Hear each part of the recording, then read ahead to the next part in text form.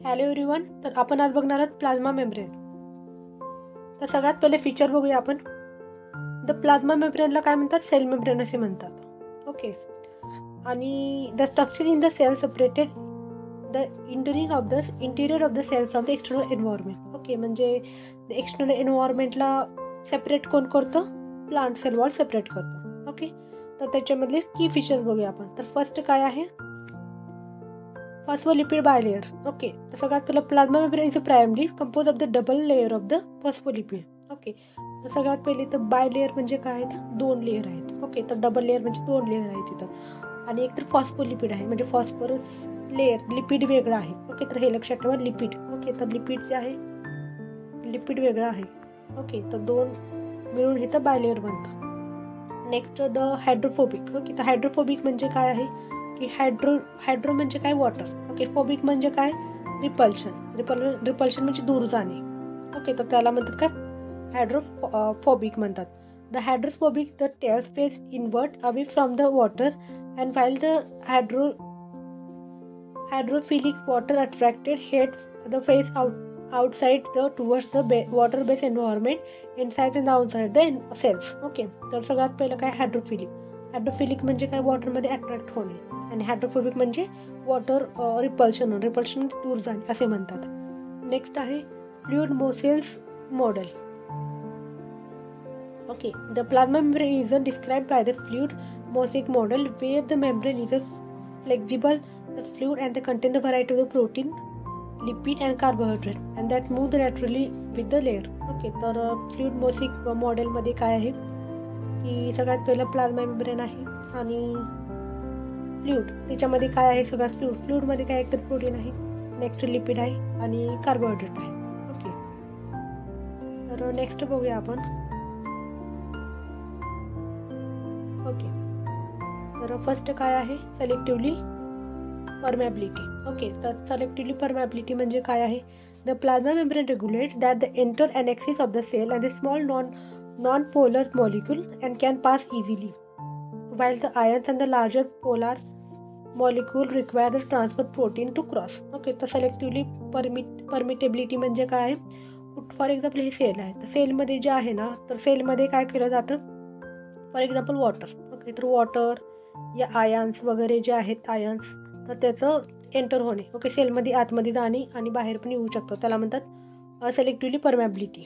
Okay, तर सेलेक्टिव्हली permeability आहे, तर आयन्स आहे, वॉटर आहे, ते इझिली सेलच्या आतमध्ये येतात आणि सेलच्या बाहेर जातात. ओके, तर त्याला म्हणतात सेलेक्टिव्हली परमॅबिलिटी.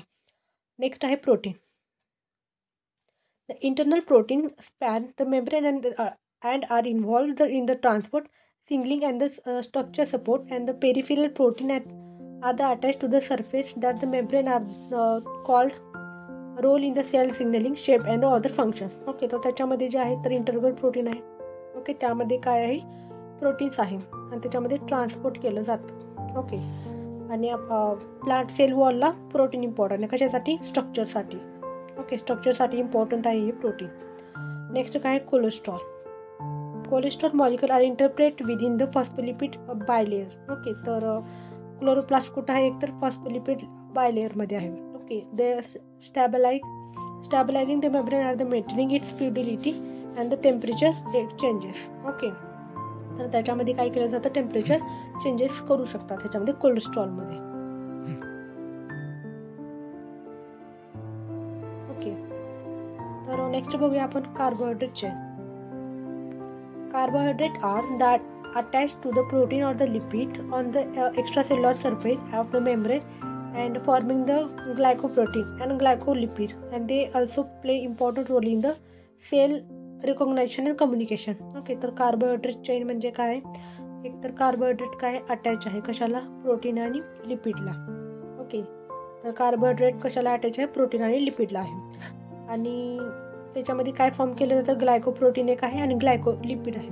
ओके, आणि त्याच्यामध्ये कम्युनिकेशनचा यूज केलं जातं. ओके, तर नेक्स्ट काय आहे? Transport mechanism. The membrane facilitates the various types of the transport such as the passive transport, diffusion and osmosis, and the diffusion and the active transport, duration, energy. Okay, तर हे important आहे. इथं 2 term आहेत. First काय आहे?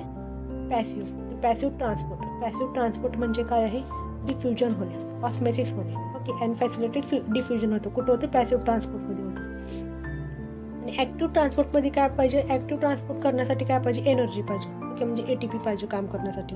For example एक sale आहे. Okay, तर पॅसिव्ह ट्रान्सपोर्टमध्ये काय, फॉर एक्झाम्पल काय, O2 आपण आयन्स धरूया नाही तर O2 धरूया. तर O2 जे आहे सेलच्या आतमध्ये येऊ शकतो आणि CO2 काय करू शकतो, बाहेर येऊ शकतो आणि इझिली. आणि हे करायला आपल्याला एनर्जी लागत नाही. ओके, म्हणजे हा सेलला करताना एनर्जी लागत नाही, तर त्याला काय म्हणतात, पॅसिव्ह ट्रान्सपोर्ट असे म्हणतात. आणि ॲक्टिव्ह ट्रान्सपोर्टला काय पाहिजे, ATP पाहिजे. ओके, फॉर एक्झाम्पल आयन्स या म्हणजे त्याच्यासाठी एक चॅनल पाहिजे, कॅरियर पाहिजे आणि पंप पाहिजे. फॉर एक्झाम्पल आता आपण आयन्स घेऊया, फॉर एक्झाम्पल Na. ओके, तर Na सेलच्या आतमध्ये जायचं. तर आतमध्ये जाण्यासाठी काय आहे, तिथं चॅनल आहे. ओके, चॅनल म्हणजे हे चॅनल आहे. तर ह्या चॅनलला काय पाहिजे, एनर्जी पाहिजे. काय पाहिजे, एनर्जी, ATP पाहिजे. ATPला एनर्जी पाहिजे. तर ATP तिथं पाहिजे सगळ्यात पहिलं, मग हे Na सेलच्या आतमध्ये जाणार. ओके, तर त्याला काय म्हणतात, ॲक्टिव्ह ट्रान्सपोर्ट असे म्हणतात. ओके, तर नेक्स्ट बघूया आपण cell communication and signalling.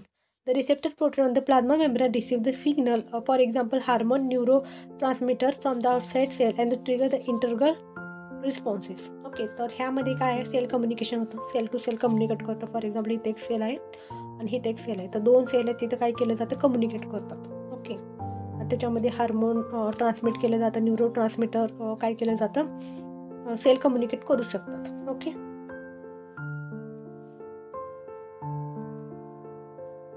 Okay, तर नेक्स्ट बघूया आपण स्ट्रक्चरल सपोर्ट. ओके, तर स्ट्रक्चर सपोर्ट जे आहे, the membrane provide the attachment of the point for the cytoskeleton inside and extra cellular matrix outside that giving the cell shape and the mechanical support. Okay, तर ह्यामध्ये काय आहे की structure support provide करतो. For example cytoskeleton आहे, तर cytoskeleton जे आहे एक्स्ट्रा सेल्युलर मॅट्रिक्स आहे ते आउटसाईडला आहे. ओके, आणि मेकॅनिकल सपोर्ट करतो. ओके, प्लांट सेल बॉडीला काय करतं, सपोर्ट करतं, म्हणजे प्लांट सेल वॉल आहे त्याला काय करतं, सपोर्ट करतं.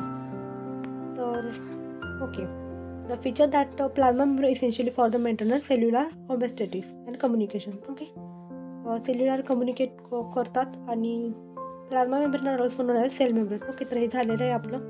तर नेक्स्ट बघूया आपण लिपिड. तर लिपिड काय आहे, दे are the most turbulent molecule in the membrane.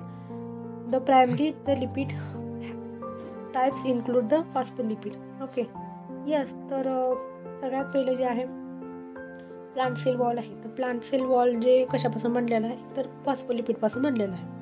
Okay, तर फर्स्ट काय आहे लिपिड आणि दुसरं काय फॉस्फरस म्हणजे फॉस्फोलिपिड आहे, त्याच्यामध्ये दोन आहेत. ओके, तर हे लक्षात ठेवायचं. आणि त्याच्यामध्ये काय आहे की फॉस्फोलिपिडमध्ये काय हायड्रोफिलिक आहे. हायड्रोफिलिक म्हणजे काय, वॉटरमध्ये अट्रॅक्ट केलं जातं. ओके, वॉटरमध्ये अट्रॅक्ट केलं जातं. वॉटर अट्रॅक्ट म्हणजे दोन आयन काय करतात, अट्रॅक्ट होणे. ओके, आणि हायड्रोफोबिक म्हणजे मॉलिक्यूल काय करणे, लांब जाणे. ओके, त्याला म्हणतात वॉटरफोबिक. तर नेक्स्ट काय, cholesterol. The cholesterol found in this bilayer. The cholesterol help in the maintaining the membrane fluidity and stability. Okay, तर कोलेस्ट्रॉल काय करतो की फ्लुइडिटी अँड स्टेबिलिटीसाठी इम्पॉर्टंट आहे. काय आहे, कोलेस्ट्रॉल आहे. नेक्स्ट काय आहे, ग्लायकोलिपिड. तर ग्लायकोलिपिड म्हणजे lipid with the carbohydrate chain attach involve the cell recognise and signalling. Okay, तर ग्लायकोलिपिडमध्ये काय आहे की त्याच्यामध्ये एक तो लिपिड आहे, कार्बोहायड्रेट आहे आणि ते काय आहे, अटॅच आहे. ओके, तर हे लक्षात ठेवायचं. ओके, तर नेक्स्ट बघूया आपण chemical composition of the plasma membrane. Okay, तर प्लाझ्मा मेम्ब्रेनमध्ये आपण केमिकल कंपोजिशन बघूया. तर फर्स्ट काय आहे, प्रोटीन. ओके, तर सेकंड आहे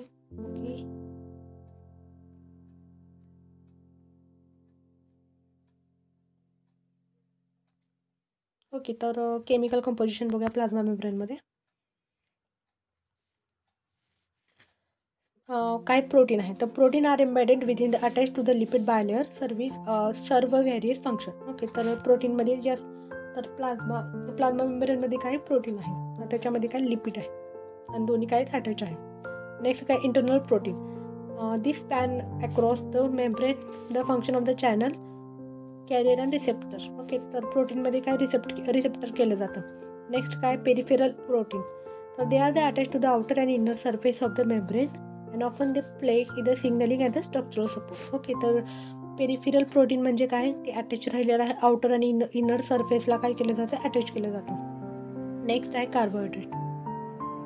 carbohydrate are usually found in the outer surface of the plasma membrane. Okay, तर प्लाझ्मा मेम्ब्रेनचा जो सरफेस एरिया आहे तर तिथं कार्बोहायड्रेट आहे. The often are attach to the protein, glycoprotein, lipid, glycoprotein and they recognise signalling and adhesions. Okay, तर हे लक्षात ठेवायचं की यामध्ये कार्बोहायड्रेट जे आहेत तर ते कशाला अटॅच आहे, कार्बोहायड्रेट कशाला अटॅच आहे, प्रोटीनला अटॅच आहे, लिपिडला पण अटॅच आहे. Okay, in the summary the plasma membrane chemical composition include the lipid, phospholipid, cholesterol, glycolipid, protein, internal peripheral, carbohydrate आणि ग्लायकोलिपिड आणि ग्लायकोप्रोटीन. तर हे सगळं समरी आहे हे सगळ्यात पहिलं. आणि ह्यामध्ये प्लाझ्मा मेम्ब्रेनमध्ये हे सगळं आहे, लिपिडपासून बनलेलं आहे हे सगळं पाहिजे कशाला, प्लाझ्मा मेम्ब्रेनसाठी.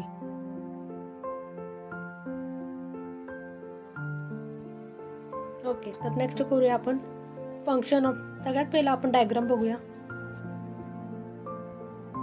डायग्राम, ओके, डायग्राम नाही आहे, ठीक आहे.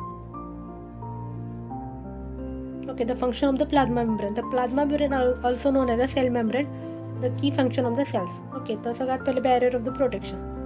Okay, the barrier of the protection म्हणजे the separate the cell internal environment from the external environment. Okay, for example हे सेल आहे, सेलच्या वरचा जो भाग आहे outer surface.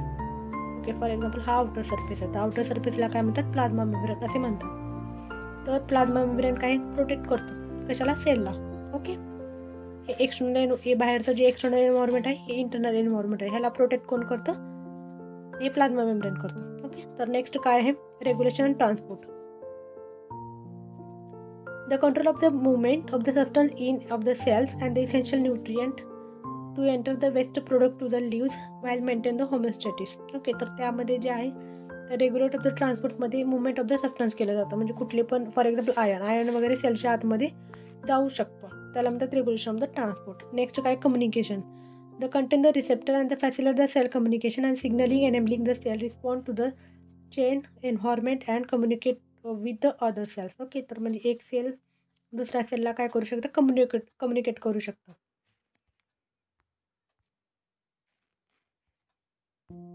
Okay,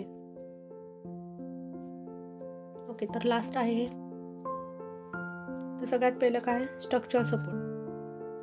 they also provide the structure support and the shape in the cells ensuring thus encouraging the cytoskeleton and maintaining the cell integrity. Cell इंटिग्रिटीसाठी help केलं जातं.